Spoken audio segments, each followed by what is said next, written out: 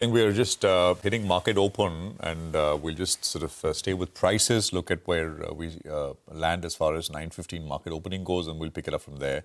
70 points higher is where the Nifty ended in the pre-open session, and the Nifty Bank ending with, okay, I think we're just kicking off. First rate starting to come through. What do we have? 50 points, 24,700 on the Nifty. The Sensex is coming up with a small amount of gain, about 1/3% basically. The Nifty Bank is up 0.12.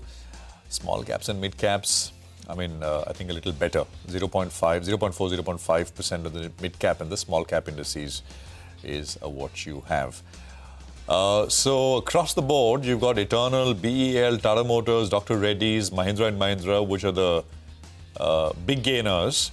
And on the downside, you've got Lever, L&T, Sun, which are coming up with some amount of cuts. So 7 or 8 names are lower and the rest are higher at this point in time. So 24,710 is where the Nifty sits now. Surabhi. Okay, 60 points or rather 55 points higher. Let's look at the winners. Eternal, BEL, Tata Motors, thanks to some relief coming through from the UK government for JLR. There's it's very assortment of stocks actually. Cipla, there is Shriram Finance, Geo Financial. So there are no clear sectoral trends. Just a bunch of stocks that are moving higher. The Bank Nifty is very, very flat at this point in time. On the lower side, it's the FMCG pack, consumer and FMCG. HUL's guidance, or rather their outlook for the current quarter, flat to low single digits growth. That's kind of spooked sentiment out there. So Lever itself is down 1.5%. The others would be Asian Paints, Nestle. These are some of the names on the downside. HDFC Bank as well. The Dubai action. It's not material. The bank itself has said it's not material at all for the P&L.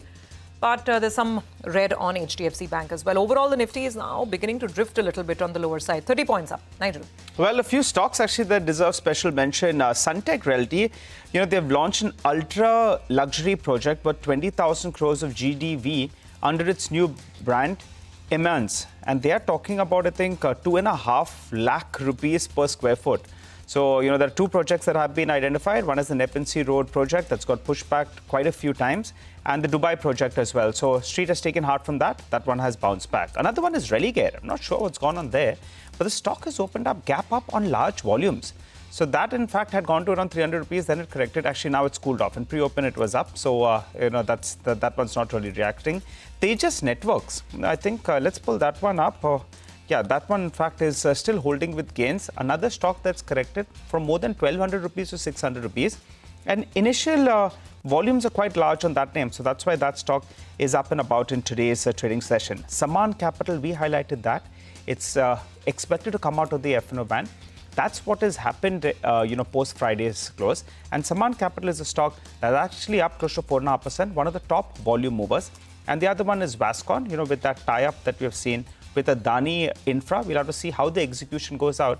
But for the time being, gap up 10% higher on that particular name because 13.15 million square feet in Mumbai have been identified for design and execution. So that's why, in fact, that's flying away.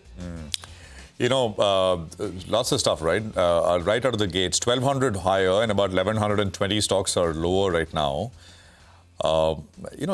Put up, if you can, the Silver Bees. Silver Bees, 4% pop on Silver Bees, the ETF. So 138, 139, I don't know if you have it, we should pull it up.